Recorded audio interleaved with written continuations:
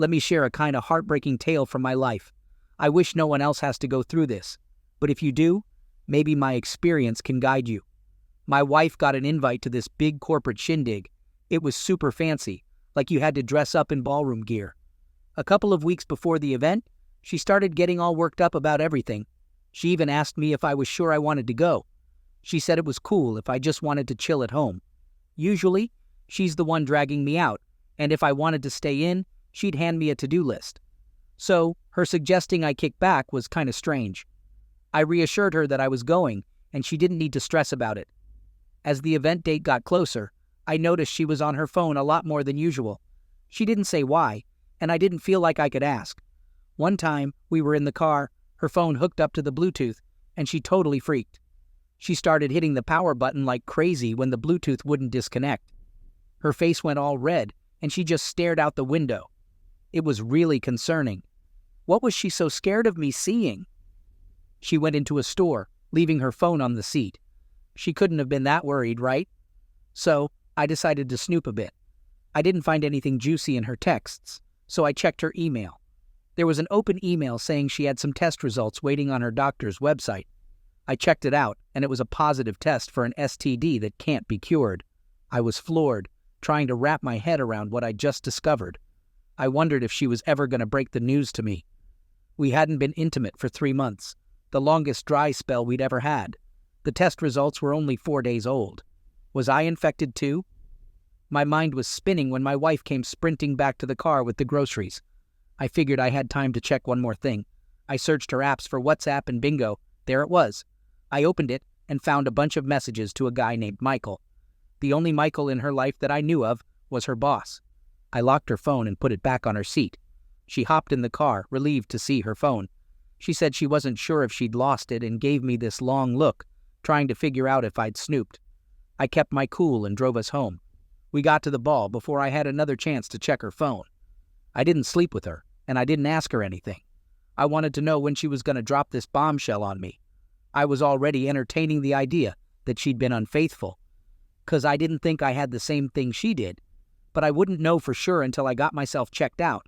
Why wouldn't she tell me about her diagnosis unless she was stepping out on me? These thoughts were racing through my mind as we walked into the ball. We had a table, and that's where my wife put down her little clutch. I thought about trying to sneak a look at her phone. Her boss came over to say hi. He kissed my wife's hand and told her he was really happy she made it. She introduced me to him in a pretty lackluster way, and he greeted me with the same lack of enthusiasm. He asked if he could have the first dance with my wife, and I felt like I couldn't say no. Plus, I wanted to check her phone while she was dancing with him. It seemed like they were whispering to each other. It was odd, and I was getting fed up. I started going through her phone, not caring if she saw me. I opened her WhatsApp and saw that Michael had confirmed exactly when we'd be arriving, and a little more scrolling revealed plans for them to sneak off as soon as I hit the restroom or went outside for a smoke. I looked up at them, stunned. They were at the bar getting drinks. I kept reading their messages, talking about their hookups and plans for more. My wife even told him about her diagnosis, and he apologized for not letting her know. She freaked out in the messages, wondering how she was supposed to tell her husband of 7 years that she suddenly had an incurable STD. He suggested that maybe she wouldn't have to tell me if she just left me for him. I took screenshots of everything and sent them to my phone. Then I used her phone to share it all on her social media. She was connected with folks all over this ballroom. I saw people checking their phones, gasping, then looking around for my wife or her boss. I even included a few messages where they were bad-mouthing their co-workers and employees. I watched as someone rushed to tell the boss there was an issue, and he left the ballroom to deal with it. My wife was left by herself, so she started heading back to our table. She looked super uneasy, like she could tell something was off and people were staring at her. I stared at her too, putting on a fake smile and folding my hands in front of me. She greeted me with suspicion. I simply said, "I'm going to file for divorce because you're not my wife anymore." Her jaw hit the floor, and she sat next to me, asking what was happening. I handed her back her phone and told her to check what she'd posted a few minutes ago. She was totally baffled and looked at me like I was speaking a different language. When she unlocked her phone, I saw the horror wash over her face. She looked at me, tears welling up in her eyes, her hand over her mouth. She realized her boss was probably canned, which meant she'd be out of a job too. She realized everyone in the room was staring at her because they now knew for sure, not just guessing, that she'd been sleeping with the boss and they both had an STD. How low and revolting.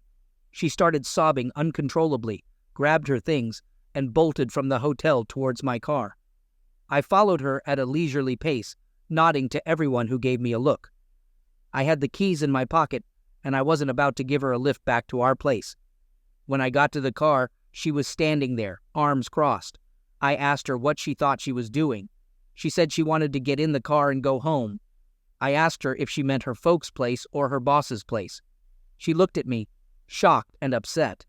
She begged me not to do this and said I couldn't be serious. I told her I'd show her just how serious I was, that she was never setting foot in my house or my car again. I unlocked my door, hopped in, and locked it again.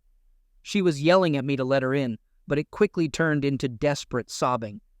A crowd had gathered outside the hotel, watching our drama unfold by the car. Everyone knew she was the one who'd been fooling around with the boss. She was the one with the STD. She finally gave up trying to get in the car with me and chose to bolt into the woods next to the parking lot. I drove home. I didn't give a hoot about what happened to her anymore. I set up a doctor's appointment for the next day. 3 days later, I got my test results back, and thank goodness I was clean. I also heard that my ex's boss got the boot as soon as her boss had a chance to slip away from the intense scrutiny he was under. He packed up and hit the road. On his way out, he swung by to pick up my ex. They hadn't been back in town since. I dumped all my ex's stuff outside between 2 tarps. That was more thoughtfulness than she ever showed me. But she never came back for it. My dog was my biggest comfort during the breakup. I also heard that my ex got dumped by Michael after 5 months. Man, what a swanky setting to uncover the nasty secrets your wife was hiding from you. It was a stroke of luck that she left her phone behind so you could blow the lid off their cheating and disgraceful behavior to everyone they knew. It's a good thing you didn't sleep with her before finding out the truth, and you dodged a bullet by not getting roped into raising a kid from an affair. She acted like a gold digger, probably choosing to sleep with her boss because he was loaded. A woman who does this can't be trusted. She doesn't have the right priorities in life and probably never will unless life knocks her down a peg or two. My girlfriend, who's 22, used to babysit for this really nice family we both knew from church. They were pretty well off, so hanging out at their place wasn't a drag at all. To top it off, their little kids were super well behaved and went to bed without a fuss. She invited me over a few times while she was babysitting, and the kids were asleep. We never messed around or anything, even though it felt like we could have easily done so. This family had an older son named Sean. He was 18, but they usually didn't have him babysit because he was always busy with something or at hockey practice. One time while she was babysitting, my girlfriend suddenly stopped replying to my texts. I thought something serious might have happened. She'd already told me the kids were asleep, but I thought maybe one of them had woken up. After waiting an hour without hearing from her, I decided to drive over there to see what was up. At first glance, everything seemed fine. No flashing cop lights or anything alarming like that. As I walked up to the front door, I noticed some strange movement through the window. I pressed my hands against my face to get a better look into the living room through a small crack in the blinds. I was stunned to see John in bed with my girlfriend. I spun around and tried to open the front door, but it was locked. Suddenly, a car pulled into the driveway at breakneck speed. It barely came to a halt before the door flew open and John's dad got out. I instinctively raised my hands and said, "I just arrived." John's dad didn't even notice me. He just rushed to the front door and unlocked it quickly. He stormed in, with John's mom right on his heels, demanding to know what on earth they thought they were doing. My girlfriend let out a scream and John started yelling. His dad told him to get out of the house. He wasn't allowed to have unprotected sex before marriage in their home, especially with his younger siblings sleeping upstairs. He asked them how awful it would have been if the siblings had come downstairs and caught them in the act. He turned to my girlfriend, who'd only managed to get her underwear back on, and told her she was supposed to be the responsible one here, and she'd screwed up big time. That's when my girlfriend noticed I was standing in the doorway.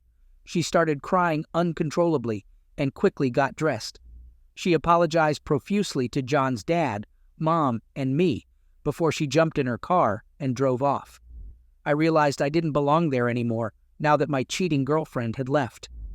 Just as I was about to leave, John's mom followed me outside, closing the front door behind her to drown out the shouting match between John and his dad. She apologized to me for what I was going through. She reminded me that just because one relationship ends, it doesn't mean it's the end of the world. I thanked her and asked how they knew what was going on at the house. She said they had a hidden camera in the living room that was linked to their phones. They'd seen me every time I was at their house, but since they knew I was a stand-up guy, they didn't mind me hanging out with my girlfriend. They actually felt their kids were safer when I was there too. I spilled the beans to my parents about everything that had happened. I was living on my own at that point, but I needed their support. They told me I didn't have to ever talk to my girlfriend again. She'd shown herself to be unfit to be a wife. Just then, she called me. She told me she'd never mess up like this again. I believed her, but that didn't mean I wanted her back. I asked her why she did it and what happened. She just told me that after John got home, they started chatting, and after a bit, he straight up asked if she wanted to have sex. She didn't really think it through and just gave in. That stung to hear. How could she just not think about it? She gave in to her basic urges with barely any resistance, thinking she wouldn't get caught. It was so unfair to me, her devoted boyfriend. I was faithful to her, even when a woman at my work made a pass at me. Well, that phone call was all I needed to make up my mind. I wasn't going to stick with her anymore. I told her right then and there on the same call. Okay, it was nice knowing you, but our time together is over. I wish you all the best. And I hung up. It wasn't long before she tried to call me back several times, but I never picked up. John's parents had spilled the beans to my ex's parents and the church that they'd caught her in the act in their house while she was supposed to be babysitting. I didn't keep tabs on my ex after that, but I heard she moved out of town. Buddy, I'm really sorry you had to go through all that worry and panic and find your girlfriend cheating. It's a shame she didn't show more respect to that family, you, and even herself. It doesn't seem like she's mature enough for a serious relationship or a job. You made the right call to seek support and break up with her. A good partner would never do anything to risk their relationship, even if they think no one's watching. I wish you all the best moving forward. My wife, who was 27, had a big issue with comparing herself to her younger, more attractive sister, Madison. Madison stayed single and never stopped chasing her dream job. She was pretty successful and even had a following on TikTok, which really got under my wife's skin. But she never confessed to feeling this way about her sister. Sometimes she'd vent to me about it, but she'd always backtrack later by expressing love for Madison. My wife even went as far as to ask me, both while we were dating and after we got married, if I wished I'd met her sister instead. I always reassured her, saying absolutely not, that I believed we were meant to be together, and she deserved to be happy in her own life, regardless of what her sister was up to. Well, my wife just didn't seem to get what I was trying to tell her. She kept obsessing over her sister and comparing her life to others. But when she was on the phone with her sister, she was all supportive and never showed any signs of envy. Things really hit the fan when Madison got engaged. We agreed to meet them for dinner, and naturally, her fiancé was a successful guy who had his act together. They were a good match, and I was genuinely happy for them. But my wife, not so much. She put on a good show, but as soon as we got in the car, she started acting strange. She was quiet and kept checking her phone. I was pretty sure she was snooping on Madison's fiancé's social media. After a few days, she started acting a bit more friendly towards me again, and over the next 3 weeks, she met up with her sister a few times without me. The first time, while I was at work, she didn't tell me about it. I was working late, but I found out she left the house because our security alarm kept a record of when we come and go. After she went out 2 more times, I asked her what was up. She said she was meeting with Madison because Madison was starting to have doubts about trusting her fiancé. This didn't add up to me because they seemed pretty happy and solid when I met them. I started checking out Madison's Facebook while my wife was supposedly hanging out with her. Madison seemed all good with her guy and was even posting cheerful updates about wedding planning. I finally messaged Madison asking if she was with my wife at that moment. She said no and asked why. My heart dropped, and I explained that my wife had told me she'd been hanging out with Madison a few times that week.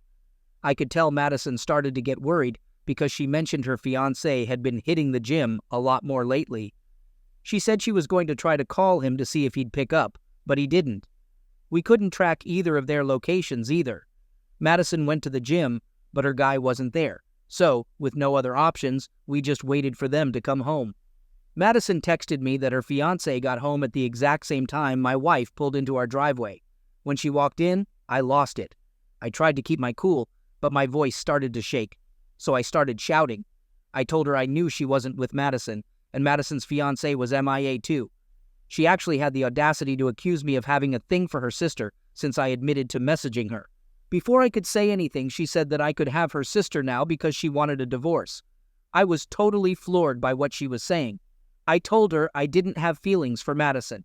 Madison just helped me figure out that she was lying to me. I demanded to know where she'd been and why she suddenly wanted a divorce. She said Madison's fiancé, AP, was in love with her.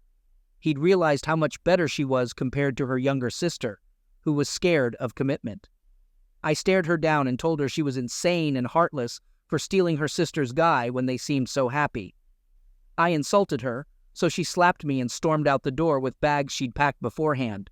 She was acting so absurd, like she thought AP and her were soulmates, and by leaving me as quickly as possible, she'd be with him forever. I called Madison and she picked up, even though she was in the middle of yelling at AP. I heard him sobbing and apologizing to her. She brushed him off and went into another room to tell me what he'd told her, that my wife had persuaded him to meet with her a few times so she could get to know the man her sister was going to marry. She told him she wanted to keep it a secret from Madison and me because we would blow it out of proportion. Then she convinced him to sleep with her as some sort of twisted way to prove he was worthy of Madison's love. I was stunned by what I was hearing. It was so twisted.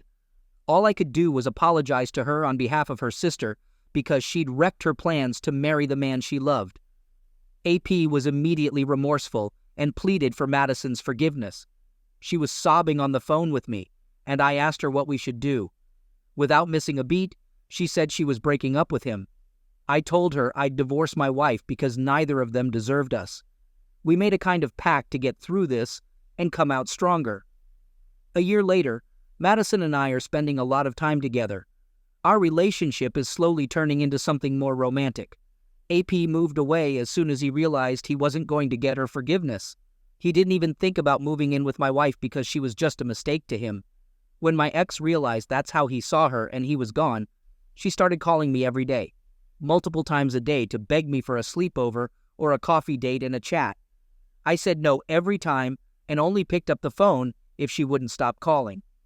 She started camping out in the yard, so I got a restraining order after the divorce was finalized. She was camping in the yard when her sister came over to hang out with me, and she completely lost it. I was ready to call the cops if she tried to enter the house, but luckily, she wasn't that bold since she had to leave due to the restraining order and trespassing charges. I didn't hear from her after that. The last update I got was that her dad had to get her out of jail for some dumb thing. Dude, your wife definitely had some weird fixation with her sister's life. It ended up wrecking her and only confirmed her biggest fear, that her sister was a better person than her. Comparisons can really drain the joy out of someone's life. It was your wife's job to be a grown-up woman who understood what mattered in a marriage: open communication, honesty, and selflessness. She didn't know how to be a genuinely supportive sister either. She'll never have a meaningful relationship with anyone if she doesn't learn to be selfless and honorable. Stay thankful and satisfied with what you have in life.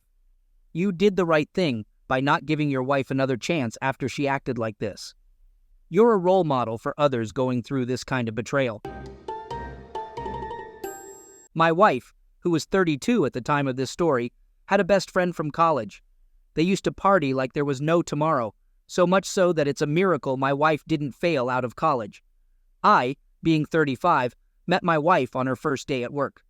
I'd been working there a few years before she was hired, so I was tasked with showing her the ropes. Eventually, we tied the knot, which brings us to the start of the story. After we'd been married for 6 years, her wild college friend finally decided to get hitched. My wife was surprised her friend was even ready to settle down, and thought maybe she was invited because her friend wanted to squeeze in more single lady time or something. Early on in our marriage, we agreed that my wife wouldn't stay close to this girl for the sake of our relationship. One night, shortly after she found out her friend was engaged, she told me she was going to spend the evening with her parents and wouldn't be back until after dinner. This wasn't out of the ordinary, so I said that was fine. When I got home from work, I went to take out the trash and noticed something that looked like a postcard through the side of the bag. Curiosity got the best of me, so I read it through the plastic. It was an invite to a bachelorette party happening that very night. It was taking place in the city at a male S-club. I headed there without a second thought. I didn't want my wife ogling other men or getting influenced to revert back to her party girl ways. When I got there, I started asking around for my wife or the bride-to-be by name. Eventually, I found a woman who said they'd left the party a little while ago with 2 guys. When I asked where they'd gone, she was hesitant to tell me. I pleaded and even offered her money, so she gave me the name of a hotel. I couldn't believe this was happening. I kept dialing my wife's number over and over until I got to the hotel lobby. She wouldn't pick up. I asked the receptionist for their room number, but she wouldn't give it to me. I waited for a bit until I saw her coming off the elevator with a guy. He looked pretty satisfied, and so did my wife, until she looked up and saw me standing in their way. She gasped, covered her mouth, and tears started streaming down her face when the guy was told I was her husband. He looked away, down, and grimaced. It wasn't his problem, but he didn't like being caught in the middle. I asked what had just happened, and my wife just looked frozen. She managed to say that she'd made a bad choice to party that night and asked if we could go home to talk about it. I asked her again what they'd done, but she just stared at me. She opened her mouth but couldn't get the words out. She grabbed my hand and tried to leave the lobby. I pulled away and said I wasn't taking her back home if she'd just cheated on me. She was at a loss for what to do, so she just sat down on the lobby floor and started crying. Her friend came down and was shocked to see what was happening. It turned out my wife had lied and told her friend we'd been separated for months. Eventually, we ended up sitting in my car, but before I drove anywhere, she confessed that she couldn't help herself. She just couldn't resist having a bit of fun with her friend, fun that I wouldn't approve of because it wasn't right or in line with the vows we'd made to each other. So she lied and did it anyway. She said after being married for a while, she was craving some excitement. At that point, I'd heard enough. I summed it up for her that she was bored and unsatisfied with our relationship, so she cheated on me. Then I told her I was done and wouldn't forgive her for this. I didn't want to be married to her anymore, so she started sobbing uncontrollably.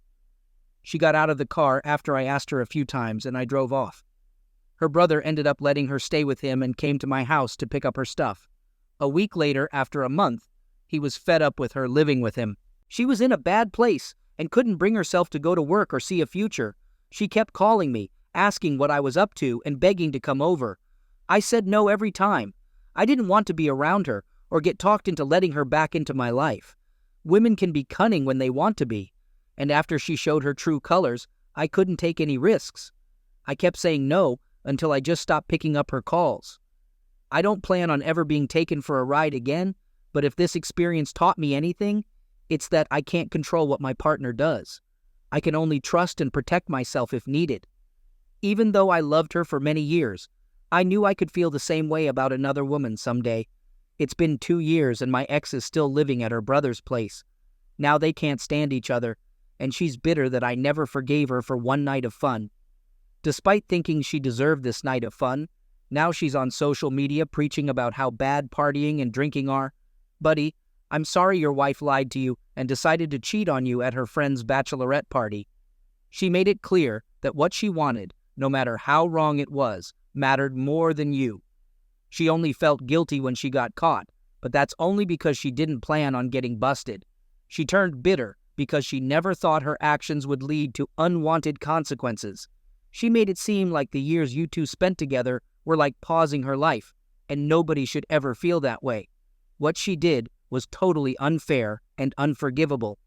I'm really glad you stumbled upon that invitation, and then found her too. As crappy as that night was, at least you discovered the truth firsthand. You're smart not to let her back into your life, not even for a moment. I wish you nothing but the best moving forward. I called it quits on my affair, and my husband kicked off his own within 3 years. Life was a dream when we first fell for each other, but after tying the knot, I often felt alone, uncherished, and overlooked. My husband relocated to a different country for his job training. He was digging his new surroundings, made some cool friends, and was really living it up. I missed him like crazy and would bombard him with emails and texts, which he'd respond to now and then. From the moment I woke up, I'd be waiting for his call. When he did ring, our chats would last a measly 7 minutes max. He never once said, "miss you," on his own, but would echo it back when I said or texted it. Eventually, I stopped emailing and texting him. He didn't even notice, let alone ask me why. I started to believe he didn't love me. Around that time, I noticed one of my guy friends was really attentive, appreciative, and a great companion. I felt loved, desired, and even like a queen. I found myself falling for him, and we had an affair that lasted 18 months. It was a golden period. We even slept together 6 times. I wasn't really into having a sexual affair, but my affair partner was super into it. My affair partner was so smitten with me that he was ready to ditch his wife and tie the knot with me. One day, he popped the question. I was swamped with guilt and felt weighed down. I despised myself and was repulsed by my actions. I felt awful for his wife. One day, after giving him a heads up, I decided to own up to my actions. I met my affair partner's wife at her place and spilled the beans about everything, except his proposal. She was livid, lashed out at me with whatever she could grab in the room, hurled a ton of obscenities at me and my family, and literally booted me out of her house. I felt I deserved it, so I let her vent her anger on me. I was even prepared to die. My affair partner rushed to my side and proposed to me right in front of her. Seeing her break down in tears was heart-wrenching. I felt terrible and even sorrier for her. I loathed myself. My affair partner was crushed when I chose my husband over him. I ended the affair right then and there in 2012. I sent her apology emails for years, but stopped in 2016. She would unleash her anger, disgust, and hatred in every response. I still feel guilty, and I owe her a lifetime of apologies. After I met my affair partner's wife and ended the affair, my husband came home unexpectedly in 2 days. I confessed everything to my husband, ready for whatever came next, even death or divorce. He too lashed out at me, hurling every nasty word in the book at me. I couldn't say a word in response or even look him in the eye. I deserved it. I suggested he divorce me, thinking it would bring him justice and peace, but he refused to divorce me, saying he still loved me and our child needed a mother. He accepted my apology after a week, and this time we all moved together, relocated our home, and started living under the same roof. He was in a terrible state for 3 weeks and took about 5 months to heal. It was unbearable to see him suffer, all because of my selfish actions. I felt like setting myself on fire every time I thought about the pain I caused my husband and my affair partner's wife. I ruined their happiness. It's been 8 years since I ended my affair. I still carry the guilt. I still pray for the peace and happiness of my affair partner's wife. Over the past 8 years, I've often felt guilty and thanked my husband for taking me back. Miraculously, my marriage returned to normal within 6 months after my affair. My husband never brought it up, even in the worst of times. But he didn't change at all. Even though we lived under the same roof, I still felt lonely, unloved, and lacked companionship. Our relationship felt empty, but I had dedicated my heart and body to my husband and remained deserving of his love and trust. I felt grateful. We were leading a happy life until I discovered his affair recently. I never checked my husband's phone at all, but 3 months ago, my phone died, so I used his phone without asking to record a video of our little one, our second child, born in 2016, singing beautifully.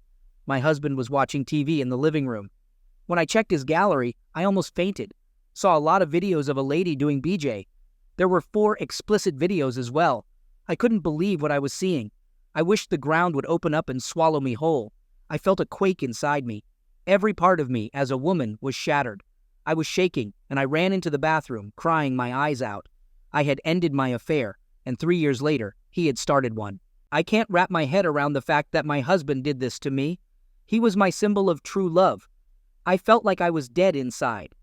He's been having an affair for the past 4.5 years, while I've been drowning in guilt and gratitude. I felt like an absolute idiot. My affair was the only thing I ever kept from him. He didn't even have the decency to confess about his affair. He thought I would end myself if he confessed. He swears he's ended it with her and will be faithful to me from now on, but I can't get past his betrayal. He promises he'll never do it again and that he'll be a good husband and father. But how can I live with this liar?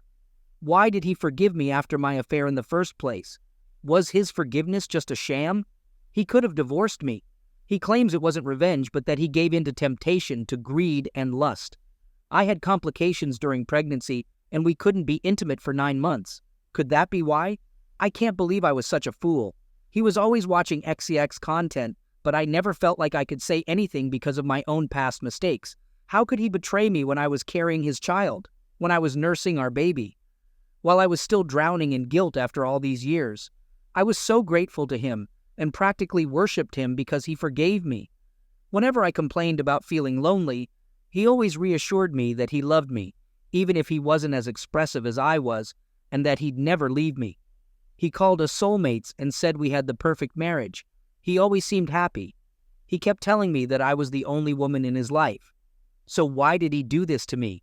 A 4.5-year affair with his coworker and 56 videos from every encounter. It was a full-blown sexual affair. He claims they didn't love each other and were just together for the sex. I constantly feel like ending it all. He's asking for another chance and feels bad for cheating, but I'm nowhere near forgiving or accepting what he did. I can't get past it. The videos keep playing over and over in my mind.